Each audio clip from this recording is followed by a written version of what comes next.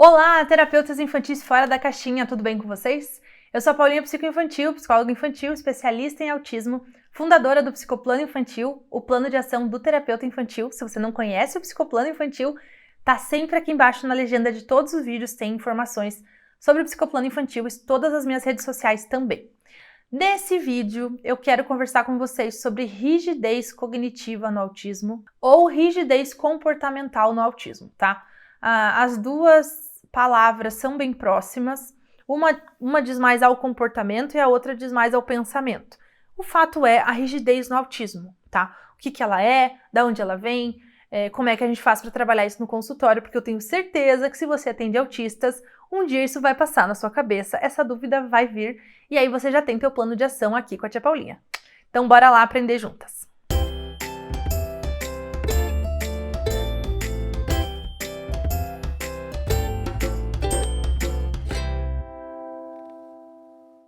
Vamos lá então. Se você tá nesse vídeo é porque provavelmente você já sabe o que é o autismo, certo? Eu só vou fazer aquela revisão bem básica das duas grandes áreas que a gente trabalha no autismo. São os déficits na interação e comunicação social e padrões restritos e repetitivos de comportamentos e interesses, tá? Visto isso, então essas são as duas grandes áreas que se a gente tiver déficits nas duas, a gente vai fechar um diagnóstico de autismo em um paciente nosso, tá? Se você tem dúvidas sobre como avaliar o diagnóstico de autismo, esse vídeo aqui tem dicas e eu tenho muitos vídeos no canal que falam sobre autismo. Então vai lá, coloca autismo Paulinha Psicoinfantil lá na barra de procura do YouTube que você vai encontrar os vídeos onde eu falo de autismo. Visto isso, quando a gente fala de rigidez cognitiva no autismo, gente, tem muita relação com essa grande área dos padrões restritos de comportamento e interesses repetitivos, restritos e repetitivos, tá? Por quê? Se o meu cérebro autista, tá?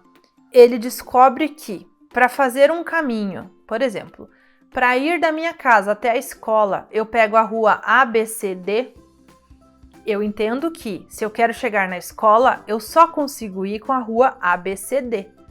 Eu não tenho uma habilidade de compreender ainda que se eu pegar a rua FGH, eu também chego na escola. Porque eu não tenho esse nível de abstração ainda, né? Lembrem que isso a gente ensina o paciente, tá? Mas como ele tem esse padrão rígido de comportamento, pensamento e tal, provavelmente cada vez que ele aprende uma coisa, ele aprende que aquilo é daquele jeito, tem que ser assim. Então, se eu mudo, é muito difícil para aquele cérebro aceitar a mudança. Por quê? Eu quero o resultado final. E para mim, eu só chego no resultado final se eu fizer dessa forma. Se você tá mudando a forma que eu tô pensando, não faz sentido para mim, eu preciso voltar pro meu padrão. Então entendem o que acontece na cabeça da criança? Por isso que o que, gente? Sério, a melhor e maior dica que eu quero dar nesse vídeo para vocês é: não batam de frente com a criança que tá num momento de rigidez cognitiva ou comportamental.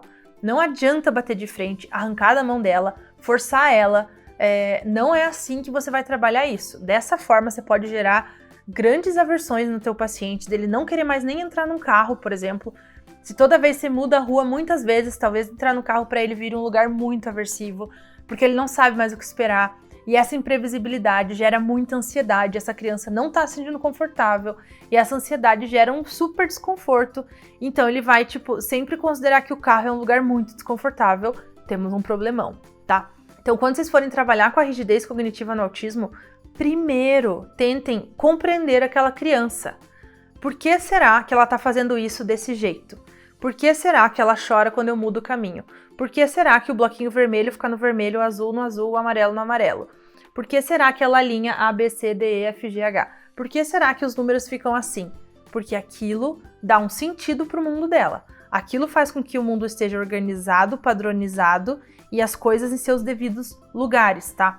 Tem um exemplo de um paciente meu, ele ia pro consultório, então toda vez que ele ia no consultório, ele ia feliz, gostava, brincava e tal. Ele era super afetuoso, me abraçava e tal, e ria, e me olhava rindo e tal. Até que um dia eu fui na casa dele. E aí, quando eu cheguei na casa dele, ele me olhou, começou a chorar e me empurrar pra fora da porta. Do tipo assim, não, você não é da minha casa, você é daquele consultório. Tá, ele não pensa consultório, mas você é daquele lugar de brincar, sai da minha casa. Você é do consultório. Então, é como se as caixinhas não pudessem se misturar. Então, o que a tia Paulinha tá fazendo na minha porta? Sai! Aí ele ficou me empurrando pra eu sair da porta. E aí eu expliquei várias vezes pra ele que eu ia entrar, que eu ia tomar um café com a mãe dele, que a gente ia conversar. Ele não brincou comigo, ele foi pro quarto, ficou isoladão, e eu respeitei, porque eu entendi que pra ele foi muito difícil me ver ali. Então eu não fiquei forçando uma brincadeira com aquele menino, porque eu compreendi a dificuldade dele naquele momento, tá? Então o primeiro passo que eu quero que vocês coloquem na cabeça é: compreenda a tua criança, compreenda o teu paciente para entender por que aquilo está acontecendo daquela forma. Por que será que esse comportamento está desse jeitinho, tá? Beleza, feito isso, a gente precisa entender um conceito na psicologia que se chama dessensibilização sistemática. O que é a dessensibilização sistemática? Ela é uma estratégia da terapia cognitivo-comportamental para auxiliar pacientes com grandes medos ou fobias, tá? Então, geralmente é usada para isso, no qual você vai lenta e progressivamente aumentando a exposição daquela pessoa àquele medo ou fobia, etc. Então, por exemplo, tá? Eu morro de medo de cachorro. Como seria trabalhada comigo a dessensibilização cognitiva?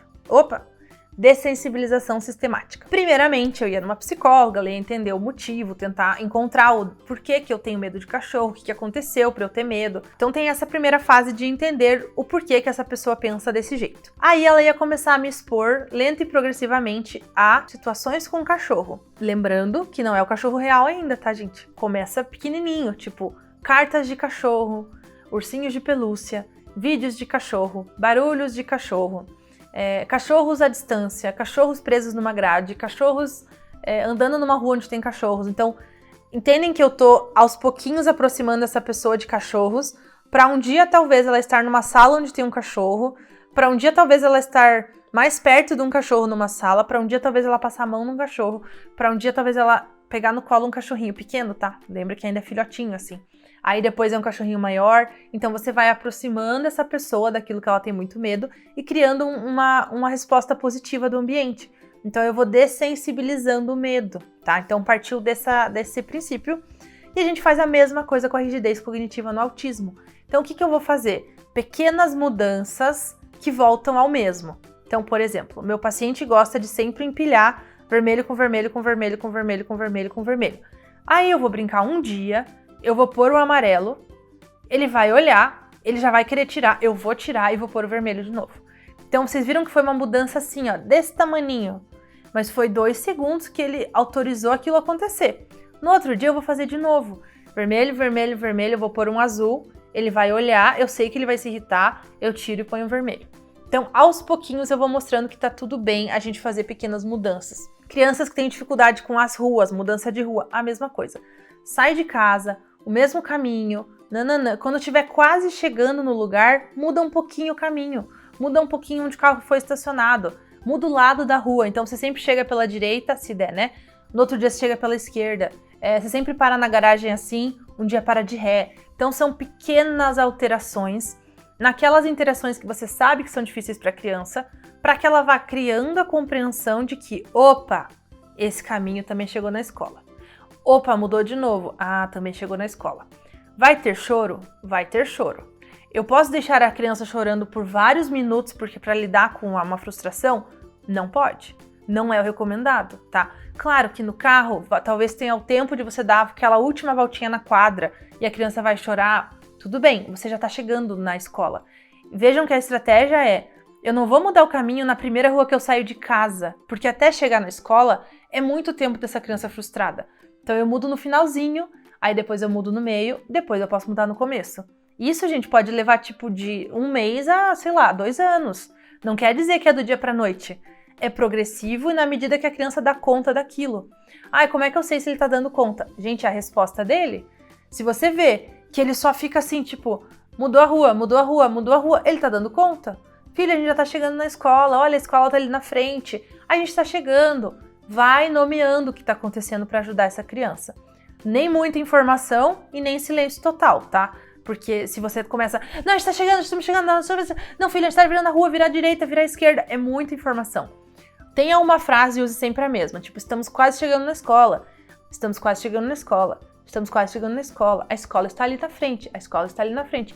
procura uma frase e dá uma repetida nela para trazer um pouco de organização. E aí, a outra estratégia que eu tenho é, se, digamos, a psicóloga na terapia do teu filho hoje trabalhou com ele essa questão, não faça isso em casa no mesmo dia. Não fique expondo o teu filho, tipo, inúmeras vezes no mesmo dia a várias mudanças, principalmente no começo. Começa com um pouquinho na psicóloga, é um pouquinho no almoço, é um pouquinho no final do dia. Aí você vai aumentando a exposição dele a essas pequenas mudanças da flexibilização, tá? Não queira fazer tudo de uma vez, não queira fazer tudo em uma semana, tipo, agora ele vai ter que lidar com a tampa colorida, nananã. Não vai dar. Tem crianças que comem só a mesma cor de alimento, ou só num prato azul, ou só com o garfo rosa. Tem coisas que, se você mexer, você pode estar comprometendo a alimentação dessa criança, tá? Então, assim, eu diria que as coisas que envolvem higiene, alimentação, sono, acho que essas 3 principais, assim, medicação, talvez teu filho tome alguma medicação, são as coisas que você não vai mexer já. Se tá funcionando com a rigidez, mas tá funcionando, beleza. Teu filho tá nutrido, mesmo que ele só come coisas no prato azul, ok. Teu filho tá saudável porque ele tá indo no banheiro direitinho, ele tá sempre usando o sapato azul para entrar no banheiro, beleza, sabe? Ou ele vai tomar banho, toda vez que ele vai tomar banho tem que ser primeiro a água assim, aí a banheira assim, aí o shampoo verde, aí o sabonete rosa. Tô dando exemplos assim. Só pra vocês entenderem que antes de mexer nessas coisas que estão funcionando, vai mexendo na brincadeira, na hora do carro, na hora de ir na casa da avó, na hora de, sabe, pequenas outras coisas, porque você não quer que isso aqui corra algum risco de comprometer o que tá funcionando. E eu sei que vocês me entendem. Claro que uma hora vai ter que mudar o prato azul, eu sei que vai. Mas, primeiro, vamos organizar aqui, quando ele estiver bem tolerante a brincadeiras, mais flexíveis, aí você muda um pouquinho o prato. Ou, tipo, muda bem rápido no dia, apresenta no verde, tenta dar uma comidinha, volta pro azul, come no azul. São pequenas mudanças, não é tipo do dia pra noite você vai lá e vai botar o prato verde, a criança agora tem que comer o prato verde, deu. Gente, talvez ele não coma. Talvez no dia seguinte ele não queira nem o prato azul, porque ele tá com medo que o verde apareça. É uma sutileza que, assim, você tem que estar muito atenta. A partir do momento que você entende que aquilo é difícil pro teu filho ou pro teu paciente, você tem um nível de respeito muito maior. Quando você acha que, tipo, é frescura, gente, você, sabe, não é frescura. Você acha que alguém realmente escolhe só comer num prato azul todos os dias da vida dele? Você acha que é uma escolha? Tipo, vou escolher. Claro que não. É inato daquele cérebro, é inato daquele funcionamento entender o mundo dessa forma. Então, você precisa compreender ele, porque você tem muito mais estratégia para lidar com aquilo do que a própria criancinha que tá ali lidando com aquele mundão imprevisível, tá? Então, dar previsibilidade pro teu filho ajuda muito nesse processo, tá? Estratégias que deem previsibilidade pro teu filho ou pro teu paciente. E mais um adendo que eu quero trazer para esse vídeo é: quando seu filho ou seu paciente estiver desregulado, lidando com uma situação difícil de mudança ali de algo que ele esperava que fosse de um jeito e foi de outro, porque podem acontecer situações que você não tem controle. Por exemplo, os pais são separados e todo sábado o pai pega o filho para ir passear e o filho já decorou. E aí chegou um sábado que o voo do pai atrasou, o pai não chegou e ele não vai buscar o filho e ele avisa em cima da hora. E o filho fica super desregulado porque ele sabe que todo sábado o papai vem, esse sábado o papai não vem, então ele tá tipo muito, muito chateado. Porque um pouco de rigidez e um pouco de emocional, né? Nessa questão a gente vê os dois. Acolha essa criança, corregule o teu filho, dê colo, ajude ele no que ele precisa. Você já sabe o que ajuda ele a se regular. Nessa hora, dê mais controle para ele, não é hora de arranjar mais briga ou mais situações de flexibilização. Nessa hora é acolhimento e controle, sabe? Para daí no próximo passo você organizar melhor. Se ele gosta de tomar banho para se acalmar, vai tomar banho. Vai assistir uma televisãozinha juntos, não sei, cada criança tem um jeitinho de se acalmar, canta uma música, lê um livro, aí é muito de cada família. Mas entendam que uma situação difícil precisa ser acolhida. Não é porque você abraçou ele na hora do choro que isso vai se repetir. Isso não é necessariamente você reforçando um comportamento negativo, é você acolhendo um filho em frustração, tá? Então tem diferença quando a gente está reforçando um comportamento, de quando você está acolhendo o teu filho no momento de dor e de dificuldade. Tá? Isso é bem importante saber, porque às vezes as pessoas escutam assim, isso é frescura, você ficar mimando ele. Claro, existem mães que estão mimando? Existem, gente, existem. Existem mães que o menino faz, recebe tudo que ele quer? Existem.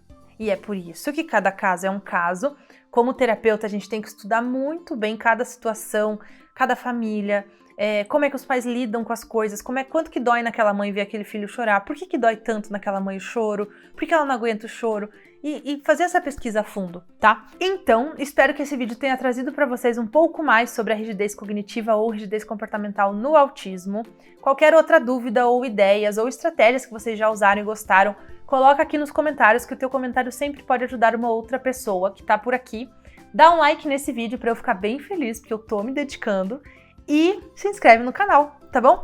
Até o próximo vídeo. Tchau!